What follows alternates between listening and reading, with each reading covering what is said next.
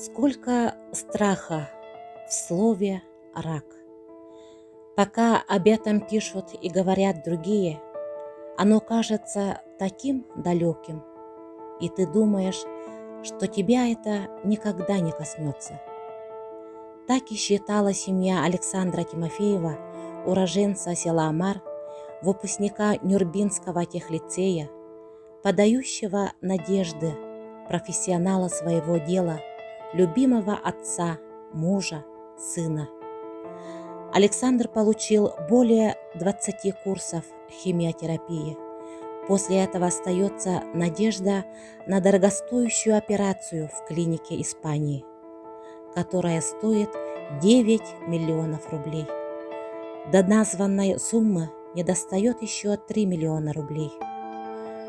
Давайте поможем нашему земляку, хорошему парню, в единственной надежде получить шанс на продолжение жизни среди нас путем операции в клинике Технок Испании.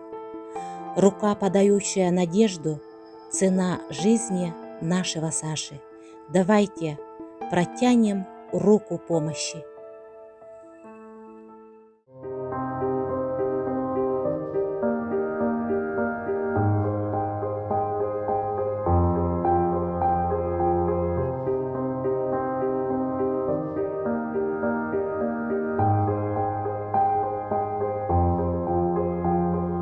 Cold bones,